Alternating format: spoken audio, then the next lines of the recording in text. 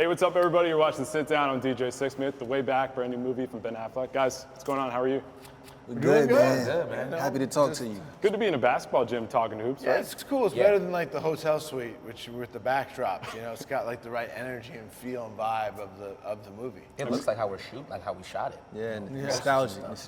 So did the jumpers improve for you guys over the time filming this? No, not at all? Mine's got worse. Really? I did a project before this where I was an amazing shooter. So what coming in, happened? I was pretty good, but the director was like, you have to miss, because my character can't shoot. So I kind of forgot my mechanics and just started flopping shots, and after a while, it became natural to be bad, and I'm still dealing with that.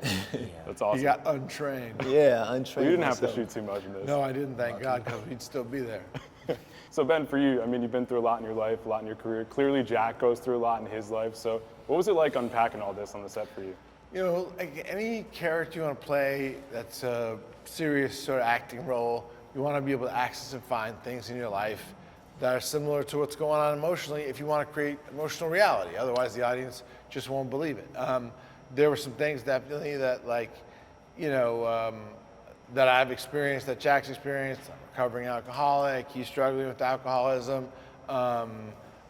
He had some success as a young guy, and I had sort of the same experience, although then our lives took very divergent paths. And you know, he suffered a sort of a terrible tragedy, and the movie's really less about alcoholism than it is about like basketballism. That's a funny addiction. Then it is about like recovering from grief, from adversity. How do we survive? How do we deal with the most painful things? How do we take responsibility for ourselves? How do we get better? And those themes really touched me, and I also just saw it honestly as a performance piece. Like as an actor, there was a lot to do. You know, sometimes you just run around carrying a gun and going, drop it, you know. This one was a little different. This one was not that. Yeah. Definitely. How about for you guys, watching Ben go through that? What hit you the most in terms of being on the set for this one? Feel free, either one of you Rock, guys. paper, scissors. Rock, paper, scissors. Rock, paper, scissors. Rock, paper, scissors. Boom. Okay. Yeah. Basically, it was just kind of cool. You know, obviously he's a great actor and stuff, but kind of seeing him, you could tell that he was really invested into the project, and this is something that he definitely cared about and wanted to make good. So it's kind of like we're his troops. When we see that he was invested in something, it really kind of made us super invested because of how serious he took it. We was like, wow, you know, this dude really cares about this. So it kind of motivated us, and like, you know, let's all kind of make a great movie together. Ben, 2 Boston sports questions. Mookie Betts in LA. Have you gotten used to it yet?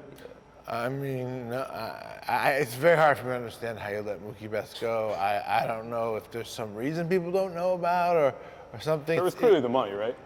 You know, obviously I wish you were in the Red Sox. I'll get you one more. Can you picture Tom Brady in another uniform besides the Patriots? No, very difficult. But, you know, they say 100 million, 3 years, you know, faced with that kind of opportunity, I don't think it's morally incumbent on him to stay in New England.